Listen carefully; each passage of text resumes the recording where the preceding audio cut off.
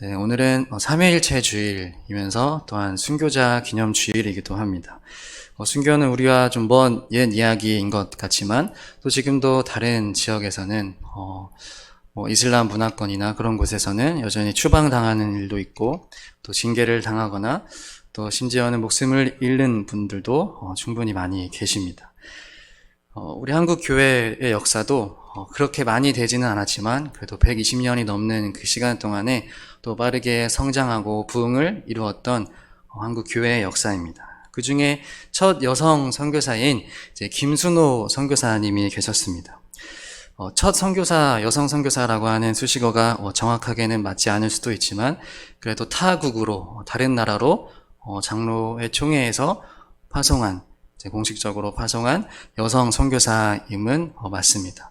중국으로 파송을 했는데요. 1930년에 이제 중국으로 파송을 받고 이제 선교사를 모집하는 과정이 있었고 또 선교사를 모집하다가 또 이제 그 김순호 선교사님을 이제 선택하게 된 그 자료를 보면요.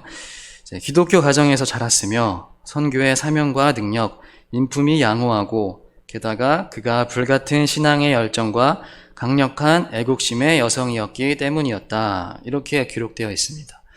황해도에서 전도사로 사역을 하다가 선교사로 지원을 해서 3년 동안은 어학 공부에 전념을 하고 그 나머지 시간은 중국 산동성에서 부녀들을 중점으로 사역을 했습니다.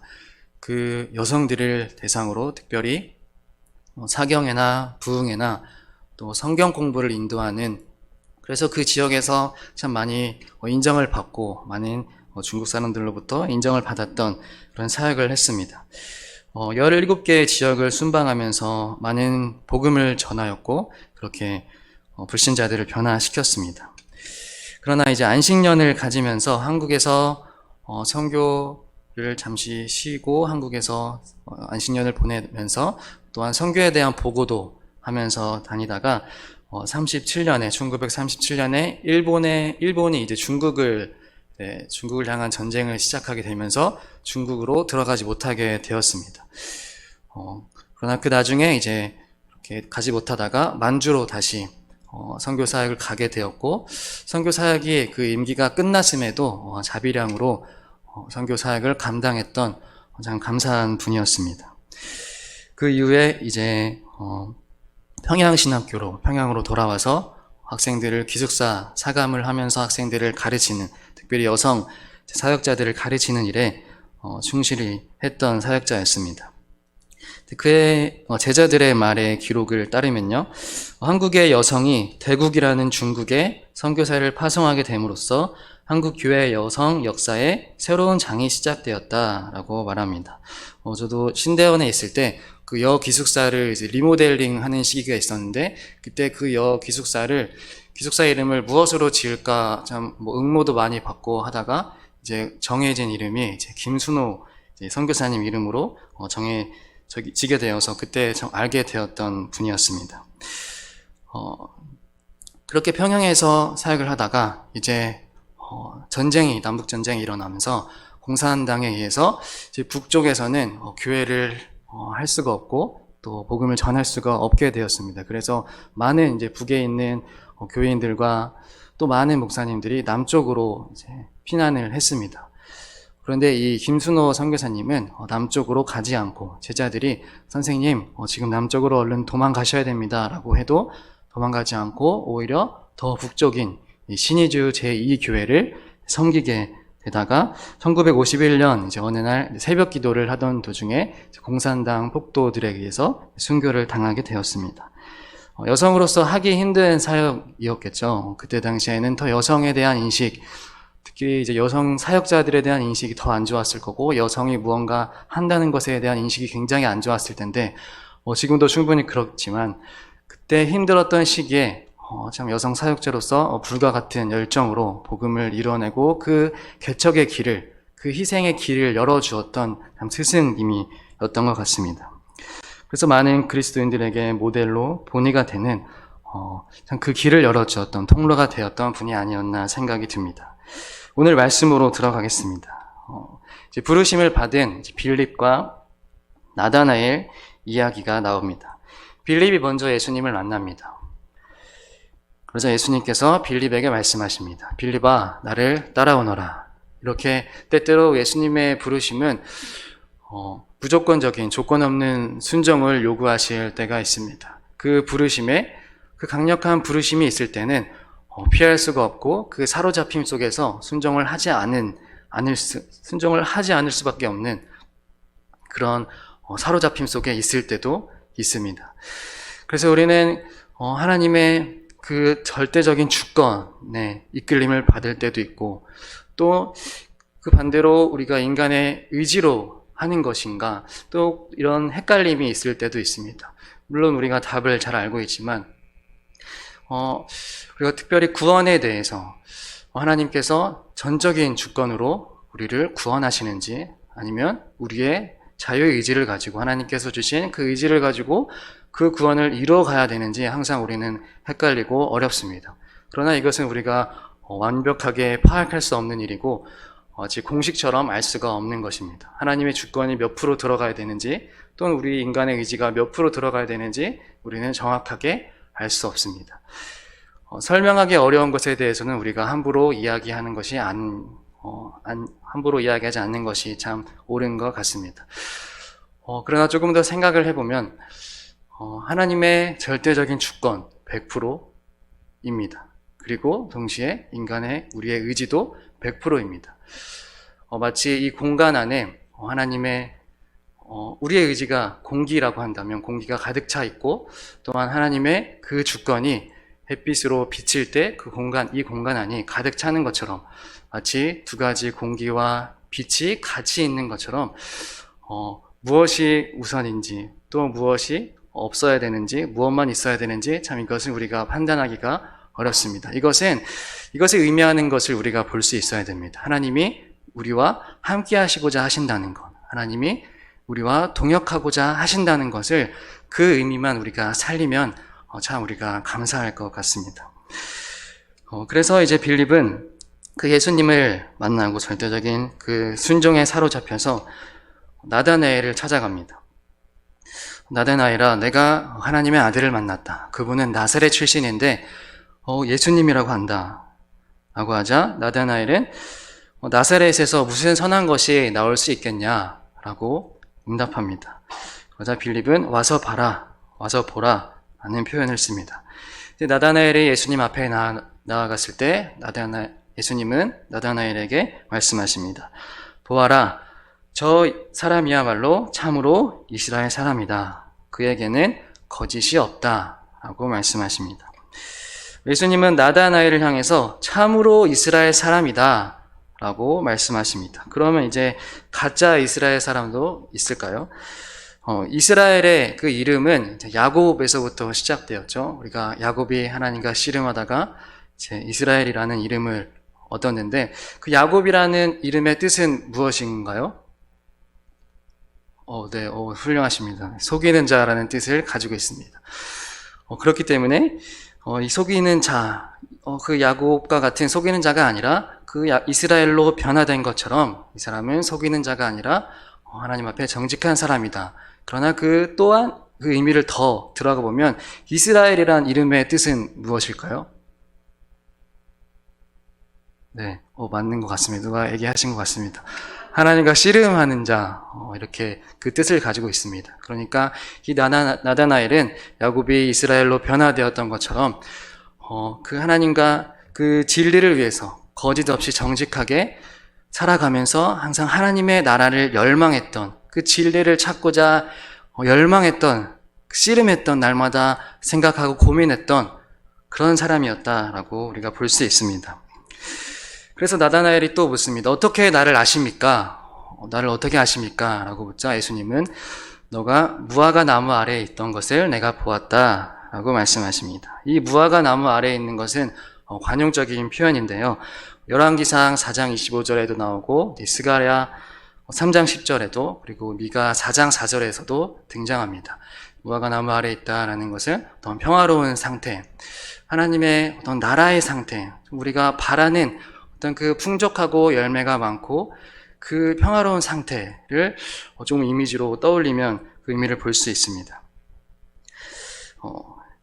또한 이제 나다나엘이 거짓 없이 살아갔다라고 예수님께서 말씀하셨던 것은 이제 나다나엘은 자작 농민으로서 자신의 그 직업을 가지고 농사를 지으며 거짓 없이 다른 이들의 것을 빼앗지 않고 착취하지 않고 자신의 소득을 가지고 정직하게 정의롭게 살아가면서 하나님의 나라를 열망한 사람이었다. 하나님의 아들이 오시기를 기다리고 바라던 사람이었다라고 볼 수 있습니다. 그래서 하나님께서 너는 정직한 사람이다. 너는 거짓이 없는 사람이다.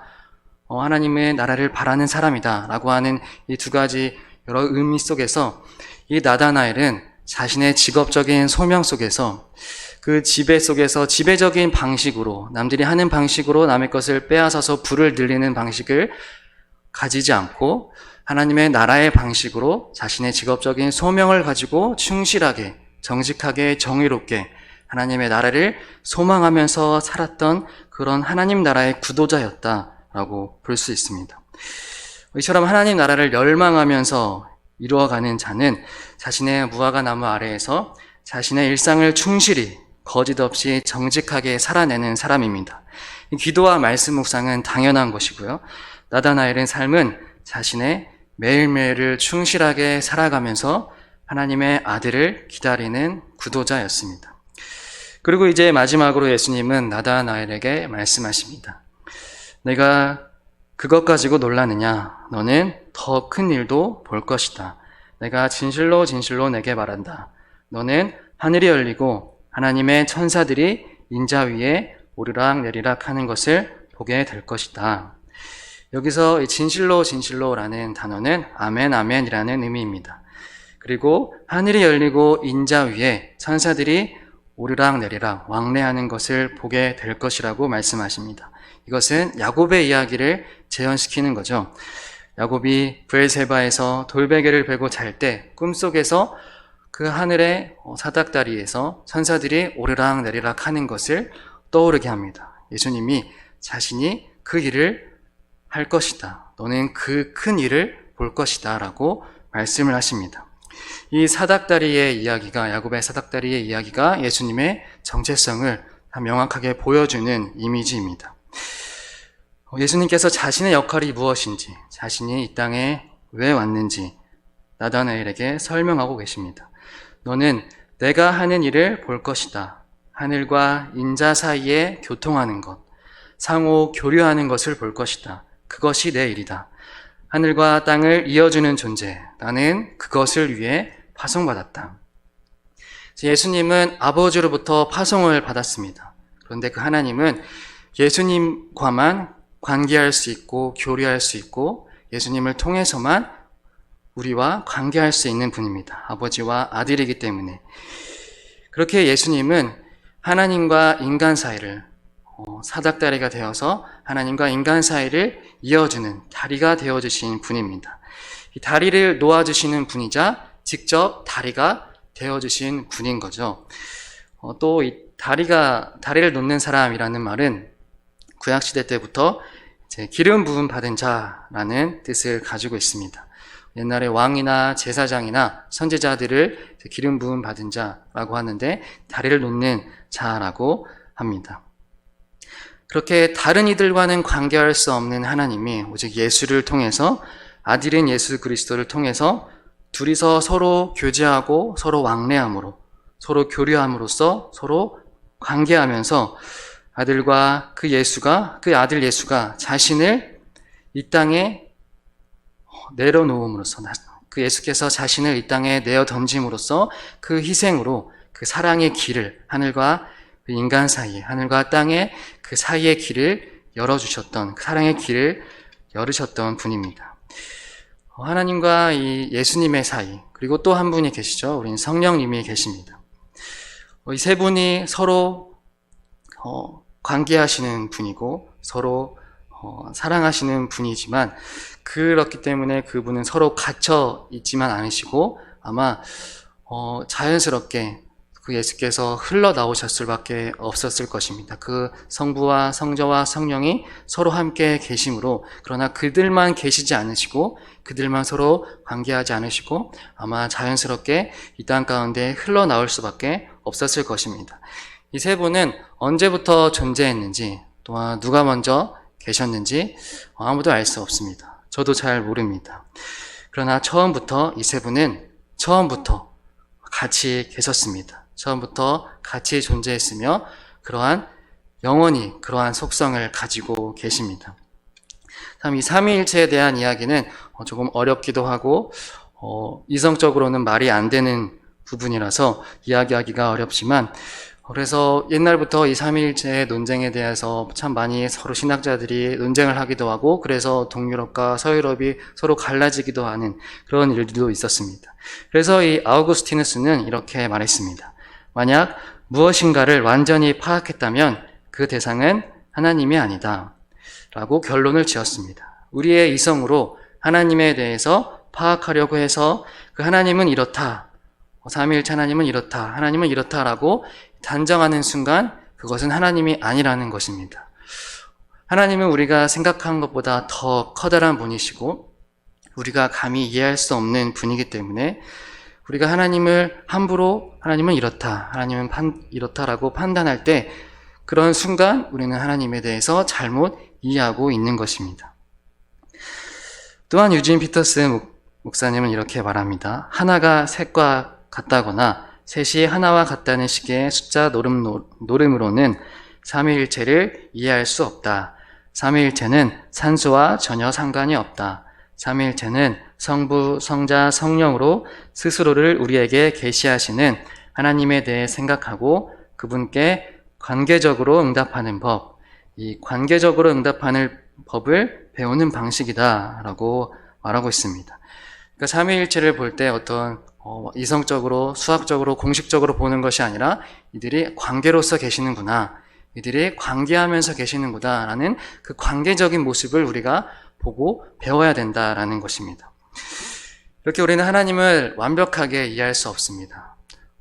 하나님의 그 차원, 우리의 차원에서는 하나님의 차원을 알 수 없고 우리가 우주를 다 알 수 없듯이 하나님의 세계를 다 알 수 없습니다.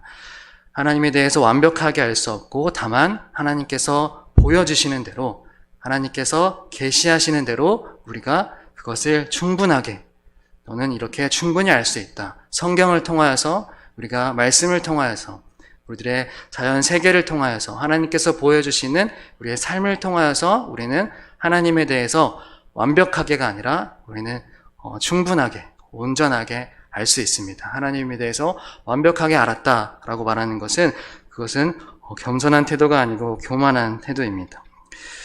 또한 우리가 만일 깜깜한 세계 속에, 우주라고 할 수도 있고 그 깜깜한 속에 우리가 혼자 있다고 한번 생각해 보실까요? 만약 우리가 그냥 혼자 있다, 다른 인간들도 없고 다른 자연들도 없고 동물도 없고 우리가 혼자 딱 있다라고 생각한다면 어떠실까요? 점점 이제 설교가 뭔가 우주 세계로 빠지는 것 같습니다. 뭔가 안드로메다로 빠지는 것 같은데 다시 집중하시고, 그렇게 우리가 혼자 있다면, 만약 그거는 아마 불가능한 일일 것입니다. 우리가 잘 알고 있듯이 우리가 이 세상에 혼자 있는 것, 그렇게 창조될 수도 없고, 하나님께서 우리를 창조하실 때 인간 먼저 창조하셨다면 우리는 아마 아무도 살아남지 못했을 것입니다. 하나님께서 빛을 창조하시고 또한 해와 달과 많은 불과 땅과 식물들과 동물들을 창조하시고 마지막에 인간을 창조하셨습니다. 이렇듯 우리는 아주 이렇게 기본적으로라도, 기본적인 상태에서도 우리는 항상 관계적으로 서로 얽혀있고 많은 자연세계와 많은 사람들과 서로 얽혀있는 그런 관계적으로 살아가는 존재들입니다. 이렇게 하나님은 하나님의 속성도 이런 관계적으로, 참 관계의 모습으로 계시는 분입니다. 처음부터 관계로서 존재하시고 한 분이시지만 하나로 계시지 않으시고 세 분이서 계시고 또한 세 분이시지만 하나와 같이 계신 분입니다. 이 세 분은, 성부, 성자, 성령은 서로 회의하시고 서로 관계하시고 서로 교류하시고 또 상호 내주하시고 상호 침투하시고 상호 서로 사랑하시는 그러한 속성을 가진 분입니다. 서로 얽혀서 교류와 관계와 사랑을 하시는 그 관계성, 이 관계성이라는 단어를 우리가 집중해야 되는데요. 이 관계성이 성삼위 하나님의 참 특성이고 본성이라는 것입니다. 그렇기 때문에 그 관계가 깨어지는 것을 참 못 견뎌 하십니다. 하나님의 속성은 이 관계가 깨어지는 것을 참 못 견뎌 하시고 못 참으십니다. 평화가 깨지는 것을 참지 못하십니다. 그래서 이 세 분은 서로 꽁꽁 자기들끼리만 계시지 않으시고 자신의 아들인 그 성자 예수를 희생시키면서 그 아들을 보내심으로 파송함으로 하늘과 우리 사람 사이에 단절되었던 그 깨져있던 관계를 화해시키시고 화목해 하시는 그분들의 속성이 자연스럽게 이루어졌던 것입니다. 인간과의 화해, 피조물들과의 화해를 이루셨습니다. 이것이 성삼위 하나님의 위대한 사랑입니다. 그 하나님의 형상을 닮은 우리도 관계적 속성을 가지고 창조되었습니다. 하나님의 형상이라고 하는 것은 하나님의 손을 닮았다. 하나님의 손이 있기 때문에 우리도 손이 있다. 또는 하나님이 이렇게 사람의 형체를 가지기 때문에 외형적으로 하나님의 형상이다 라는 것이 아니고, 또한 하나님은 이성적으로 똑똑하시기 때문에 우리도 똑똑하기 때문에 그것이 하나님의 형상이다 라고 하는 것이 아니라 이 관계적인 형상, 성부와 성자와 성령이 서로 관계로 계시고 서로 사랑하시고 서로 관계하시고 교제하시고 서로 그런 교제하시는 그 하나님의 형상이 우리도 그 관계적 형상을 따라서 창조되었다라는 것입니다. 그렇기 때문에 우리는 가장 먼저 하나님과의 관계를 회복해야 합니다. 예수 그리스도를 통하여서 그 하나님과의 관계, 단절되었던 그 관계를 회복해야 하는 것입니다. 또한 우리의 교회와 우리의 공동체와 이웃들에게 그 하나님의 형상, 그 사랑의 관계인 하나님의 형상을 회복해야 하는 것입니다. 나다나엘에게 말씀하셨던 내가 더 큰 일을 볼 것이다 라고 하셨던 그 큰 일, 즉 하나님과 인간의 관계를 이루셨던, 하나님과 인간의 관계를 회복시키셨던 그 예수 그리스도의 사랑, 그 큰 일을 예수 그리스도께서 죽음의 사랑으로, 죽으심으로 직접 다리가 되셔서 하늘과 땅을 잇는 통로가 되신 그 사랑의 커다란 일, 그 큰 일, 그것을 회복하고 우리 또한 우리의 삶에서 사랑이 없는 곳에 사랑을 잇는, 또 하나님과 그 다른 사람들과의 사이를 잇는 존재, 사람과 사람과의 갈등을 화해시키고 화목시키는 그런 다리의 역할을 하시는 우리가 되시길 주님의 이름으로 소망합니다. 아멘. 하나님은 아들 예수 그리스도를 보내심으로 우리에게 다리가 되어주셨습니다. 하나님과 우리 사이를 화해시키셨습니다. 우리도 그 다리에 올라 하나님과 교제합니다. 그뿐만 아니라 우리 주변의 타인들에게도 다리가 되어 하나님과 사람 사이를 잇게 하시고 사람과 사람 사이를 잇는 큰 일을 보게 하여 주옵소서. 다리를 놓는 사람들이 되게 하여 주옵소서. 예수님의 이름으로 기도합니다. 아멘.